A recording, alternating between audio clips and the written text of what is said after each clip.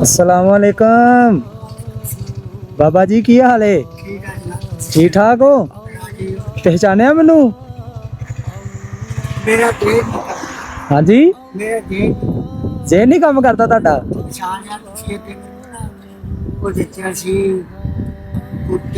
हाँ जी हाँ जी हाँ जी हाँ जी हाँ जी।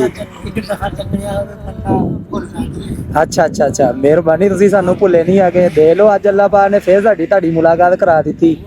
ਹਾਂ, ਹੋਰ ਤਬੀਅਤ ਠੀਕ ਆ ਤੁਹਾਡੀ? ਹੋਰ ਸਭ ਤਰ੍ਹਾਂ ਦੀ ਖੈਰ ਆ? ਕੰਮ ਸ਼ਾਮ ਦਾ ਸੁਣਾਓ? ਟਾਇਰ ਤੁਸੀਂ ਪਵਾਇਆ ਨਹੀਂ ਹੈਗਾ, ਮੈਂ ਤੁਹਾਨੂੰ ਕਿਹਾ ਸੀਗਾ ਉਦੋਂ। ਮੈਂ ਕਿਹਾ ਸੀ ਇਹਦਾ ਕੰਮ ਕਰਵਾਈਓ ਜਿਹੜਾ ਕਰਵਾਉਣਾ।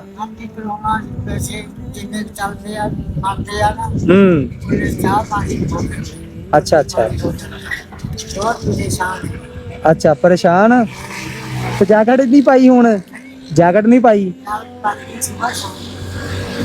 ਅੱਛਾ,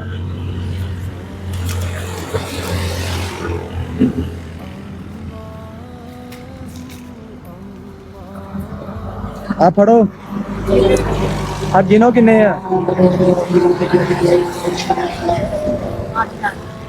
ਇਹ ਹੁਣ ਇਹਦਾ ਕੰਮ ਕਰਵਾਉਣਾ ਤੁਸੀਂ, ਜਾਂ ਇਹਦਾ ਕੰਮ ਕਰਵਾਉਣਾ ਵਾ? ਹਾਂਜੀ, ਇਹਦਾ ਕੰਮ ਕਰਵਾਉਣਾ ਤੁਸੀਂ ਲਾਜ਼ਮੀ, ਠੀਕ ਆ ਨਾ? ਤੇ ਦੂਸਰੇ ਨੰਬਰ ਤੇ ਮੈਨੂੰ ਯਾਦ ਆਇਆ, ਇੱਕ ਮੇਰੀ ਭੈਣ ਆ ਜਿਹੜੀ ਤੁਸੀਂ ਕਹਿੰਦੇ ਬੇਵਾ ਵਾ, ਮੈਨੂੰ ਉਦੋਂ ਦੀ ਤੁਹਾਡੀ ਗੱਲ ਯਾਦ ਆ। ਆ ਉਹਨੂੰ ਦੇਣੇ ਜਾ ਕੇ, ਆ ਉਹਨੂੰ ਕਹਿਣਾ ਕਿ ਨਾ ਤੇਰੇ ਭਰਾ ਨੇ ਦਿੱਤੇ ਆ। ਮੈਂ ਬਸ ਅੱਲਾ ਦਾ ਬੰਦਾ, ਉਹਨੂੰ ਕਹੋ ਕਿ ਤੇ ਨਾ ਤੇਰੇ ਭਰਾ ਨੇ ਦਿੱਤੇ ਆ। ਤੇ